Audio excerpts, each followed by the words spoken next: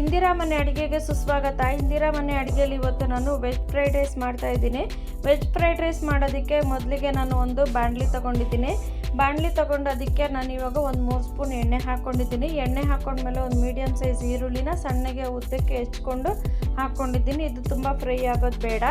ಇವಾಗ ಇದಕ್ಕೆ ನಾನು ಒಂದು 1/4 ಕಪ್ ಬೀನ್ಸ್ ಹಾಕ್ಕೊಂಡಿದ್ದೀನಿ, ಒಂದು 5 ಹಸಿಮೆಣ್ಸಿನ್ಕಾಯಿ, ಒಂದು 1/4 ಕಪ್ ಕ್ಯಾರೆಟು, ಒಂದು 1/4 ಕಪ್ ಬಟಾಣಿ, ಒಂದು 1/4 ಕಪ್ ಎಲೆಕೋಸು ಹಾಕ್ಕೊಂಡಿದ್ದೀನಿ. ಎಲೆಕೋಸು ಹಾಕಿದ್ಮೇಲೆ ಒಂದು ಸ್ವಲ್ಪ ಕೆಂಪುದು ಕ್ಯಾಪ್ಸಿಕಮ್ ಹಾಕ್ಕೊಂಡಿದ್ದೀನಿ.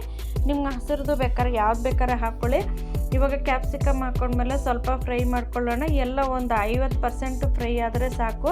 ಇವಾಗ ರುಚಿಗೆ ತಕ್ಕಷ್ಟು ಉಪ್ಪು ಹಾಕ್ಕೊಳ್ಳೋಣ. ಉಪ್ಪು ಹಾಕ್ಕೊಂಡು ಸ್ವಲ್ಪ ಫ್ರೈ ಮಾಡ್ಕೊಳ್ಳೋಣ. ಸ್ವಲ್ಪ ಮೆತ್ತಗಾಗಲಿ, ಒಂದು 50% ಬೆಂದರೆ ಸಾಕಾಗುತ್ತೆ, ತುಂಬ ಬೇಯೋದೇನು ಬೇಕಾಗಿಲ್ಲ.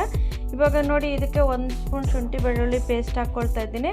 ಪೇಸ್ಟ್ ಹಾಕ್ಕೊಂಡ್ಮೇಲೆ ನಾನು ಇವಾಗ ಬಾಸ್ಮತಿ ರೈಸು 1 ಗ್ಲಾಸ್ ಅಕ್ಕಿನ 3/4 ಭಾಗ ಬೇಯಿಸ್ಕೊಂಡು ಹಾಕ್ಕೊಂಡಿದ್ದೆ. ಅದಕ್ಕೆ ನಾನು ಇವಾಗ 1 ಸ್ಪೂನ್ ಕರಿಮೆಣಸಿನ ಪುಡಿ, 1 ಸ್ಪೂನ್ ಬಿಳಿ ಮೆಣಸಿನ ಪುಡಿ, ಅರ್ಧ ಸ್ಪೂನು ಚಿಲ್ಲಿ ಸಾಸು, ಅರ್ಧ spoon soya sauce, 1 spoon tomato sauce ಹಾಕಿದ್ದೀನಿ. ಸ್ವಲ್ಪ ಚಕ್ಕೆ ಲವಂಗ ಪುಡಿ ಹಾಕಿದ್ದೀನಿ. ಚಕ್ಕೆ ಲವಂಗ ಪುಡಿ ಹಾಕ್ಬಿಟ್ಟು ಸ್ವಲ್ಪ ಚೆನ್ನಾಗಿ ಫ್ರೈ ಮಾಡ್ಕೊಳ್ಳೋಣ. ಫ್ರೈ ಯಾವ ಥರ ಮಾಡ್ಕೋಬೇಕಂದ್ರೆ, ಬೀನ್ಸು, ಕ್ಯಾರೆಟು ಮತ್ತು ರೈಸಲ್ಲಿರೋ ನೀರೆಲ್ಲನೂ ಫುಲ್ ಡ್ರೈ ಆಗೋ ಥರ ನಾವು ಫ್ರೈ ಮಾಡ್ಕೋಬೇಕಾಗುತ್ತೆ.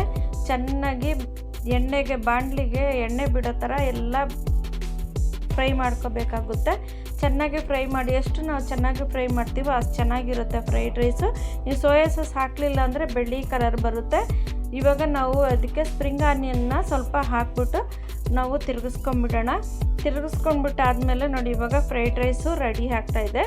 ಫ್ರೈಡ್ ರೈಸ್ ರೆಡಿಯಾಗಿದೆ. ನೀವು ಮನೇಲಿ ಮಾಡಿ ನೋಡಿ, ಕಮೆಂಟ್ ಬಾಕ್ಸಲ್ಲಿ ಹೇಗಾಯಿತು ಅಂತ ತಿಳಿಸಿ.